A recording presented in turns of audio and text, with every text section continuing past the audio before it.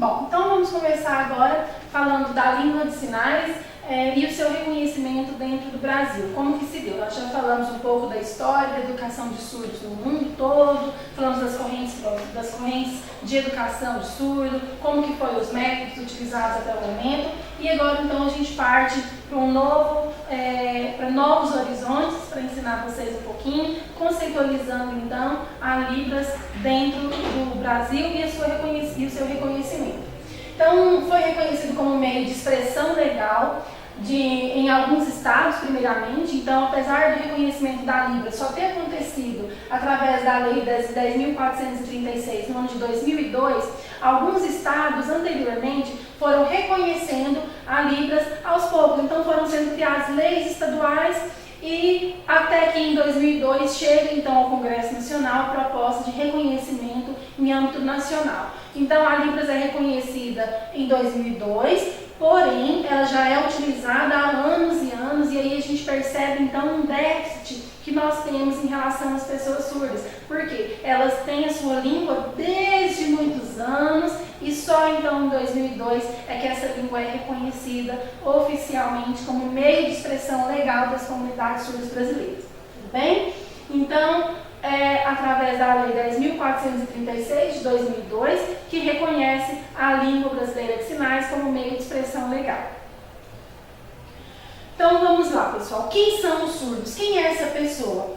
São todas as pessoas que apresentam uma perda auditiva e se comunicam pelo canal visual. Então, a surdez, quando eu digo que uma pessoa é surda, está bem marcada com o uso da língua. Porque quando eu digo surdo, eu estou dizendo de um ser cultural, que tem uma língua própria, que tem uma cultura diferente, que tem sua constituição identitária dentro da perspectiva da surdez.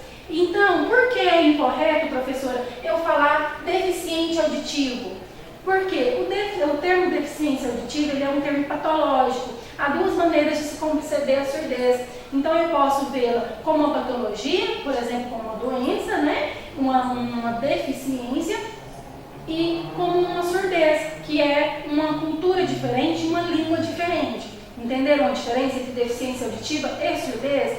Por exemplo, uma pessoa ela pode ficar surda com o passar dos anos. Por exemplo, um senhor de 80, 90 anos, com o tempo ele pode vir a ficar surdo. Ele vai ficar, então, deficiente auditivo e não surdo. Por quê? Isso não vai fazer com que ele se comunique pela Libras, por exemplo. Então, essa é a diferença. É correto eu falar surdo-mudo?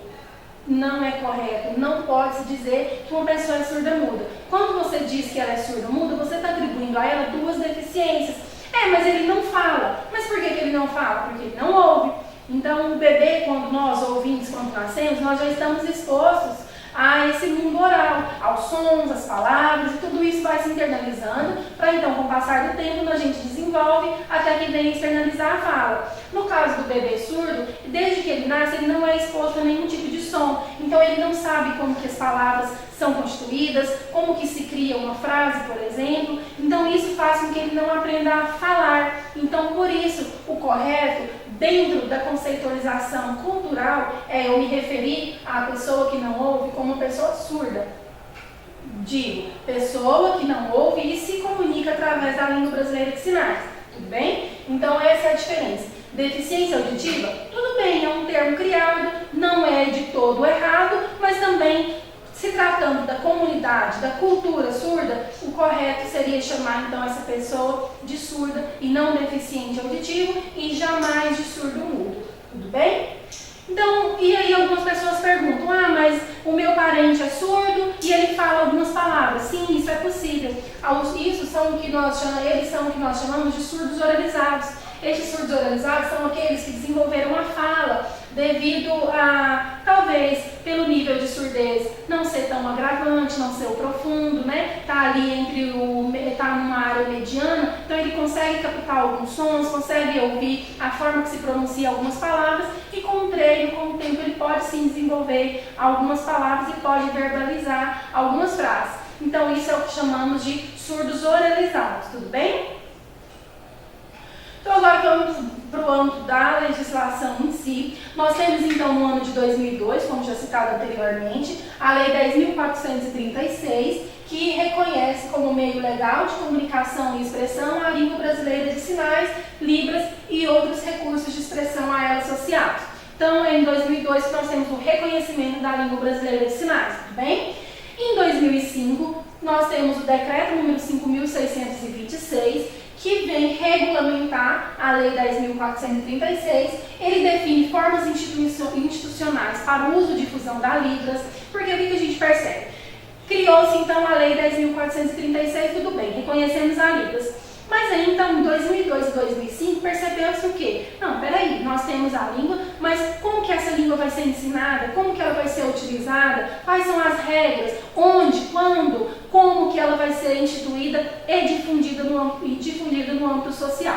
Então, nós temos o Decreto 5.626, que além de outras definições, ele traz, então, a obrigatoriedade do ensino de Libras em todos os cursos de licenciatura. Então, desde 2005, todos os cursos de licenciatura foram obrigados a colocar em suas grades curriculares a disciplina Libras. Por quê? Tendo em vista a formação de professores, como que esses professores vão atuar dentro da sala de aula, o seu possível contato com uma pessoa surda. Então, por isso, instituiu-se, a partir do Decreto 5.626, a obrigatoriedade do ensino de Libras para professores. Além disso, também instituiu a obrigatoriedade da disciplina Libras dentro dos cursos de fonoaudiologia. Então, ficou assim dividido. Disciplina Libras é obrigatória nos cursos de licenciatura e no curso de fonoaudiologia. Isso não impede que as universidades, os professores de Libras ofertem núcleos livres. Por exemplo, na minha atuação como professora no Departamento de Letras da UFG Regional Catalão, eu trabalhei com alunos da engenharia, trabalhei com alunos da enfermagem, trabalhei com alunos de diversas áreas que não são licenciatura, mas que optaram por aprender a língua de sinais, o que é importantíssimo na formação de qualquer pessoa. Também o decreto ele vem falar um pouco sobre como que as instituições públicas e privadas devem incluir nos seus orçamentos, nos planos anuais, verbas direcionadas ao uso e difusão da Libras. Isso quer dizer que bancos, órgãos públicos precisam ter o apoio à difusão da Libras, precisam ter a formação, né, para funcionários, para poder receber as pessoas surdas que ali por acaso frequentaram. Isso é algo que não acontece ainda, nós ainda temos muito que avançar, porque os órgãos públicos e privados ainda não têm destinado verba, não tem, digamos assim, que a progressão de tudo isso, no cumprimento, o interesse no cumprimento do Decreto 5626, ele ainda está um pouco tímido, nós ainda estamos engatinhando nesse processo, ainda há muito que melhorar. Bom, caracterizando a surdez. Nós temos então a surdez leve, a moderada, severa e profunda. Qual é a diferença, professora? A diferença vai ser pautada em surdez leve é aquela que a pessoa ela consegue ouvir um ruído maior, por exemplo. Ela tem uma perda, mas a perda não é tão agravante. A surdez moderada é aquela que pode atingir unilateral, bilateral, né, ou seja, de um ouvido, ou dos dois ouvidos, que é uma surdez ali que ele já não tem tanta audição, ele já teve uma perda um pouco maior. E a severa é quando ele já está bem agravado, que ele consegue ouvir pouquíssimos sons, apenas sons muito altos, vibrações, mais por vibrações do que por sons, né? Ele já está ali uma surdez bem acentuada. E a profunda, que é quando o surdo não tem nenhum tipo de audição, ele não consegue ouvir nada, não tem nenhum vestígio sonoro. Então é assim dividida a surdez. Leve, moderada, severa e profunda. Professora, surdez leve, o surdo aprende Libras, ele se comunica por Libras? Sim, independente do grau de surdez. Se a pessoa surda, ela se identifica com a cultura surda, ela se identifica com o uso da Libras, ela se identifica com a comunidade surda, ela pode aprender Libras mesmo tendo surdez leve, por exemplo. Tudo bem?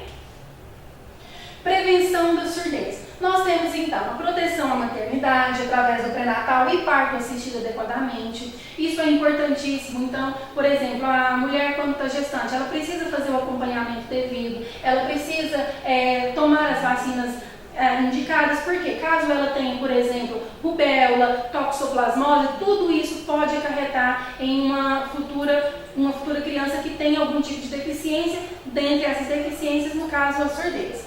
Cuidados adequados com o recém-nascido e vacinação completa da criança também se constitui como uma parte importantíssima na prevenção da surdez. Tratamento médico de todas as doenças da infância. Nós temos conhecimento de pessoas que tiveram infecção de ouvido, por exemplo, e por não ser tratada ou por ser tratada com medicamentos inadequados, a criança acabou ficando surda. Temos também questões de queda. Tem pessoas que durante a infância ou até mesmo a adolescência sofrem algum tipo de queda e isso faz com que ela perda a audição. E o diagnóstico precoce de todos os distúrbios de desenvolvimento. Então, os pais estão ali, por isso a importância de profissionais que atuam nas escolas. Percebe que a criança não está desenvolvendo, percebe que a criança não se comunica de forma clara, a criança apresentar atraso no uso da linguagem verbal, é necessário procurar então algum lugar para fazer o exame de audiometria, procurar o acompanhamento devido para que essa criança tenha um diagnóstico precoce e possa ter uma melhor forma de tratamento. Bom, agora já iniciando a parte prática da nossa disciplina, tendo em vista que nós já vimos um pouco mais de teoria, agora nós vamos começar a parte prática. Vou iniciar com vocês, para passarmos para a próxima aula, os parâmetros da língua brasileira de sinais. Então, nós temos configuração de mão, o ponto de articulação, o movimento e a orientação, e também expressão facial e corporal. O que isso significa? Quando eu junto estes 5 parâmetros, eu crio então um sinal. Então, não existe sinal dentro da língua brasileira de sinais que não esteja obedecendo a estes 5 parâmetros. Lembrando, 4 deles não são elementares e o 5º, que é a expressão facial ou corporal, ele pode ou não aparecer nos sinais. Então, tem sinais que vai ter expressão facial e outros sinais não. Então, só para reforçar com vocês, para passarmos para a próxima aula, nós temos então configuração de mãos, ponto de articulação, movimento, orientação e expressão facial corporal. Espero vocês na próxima aula, onde nós já vamos começar a parte prática, vamos aprender o alfabeto manual, vamos aprender os sinais básicos para comunicação, cumprimentos e apresentação pessoal. Aguardo vocês. Até mais!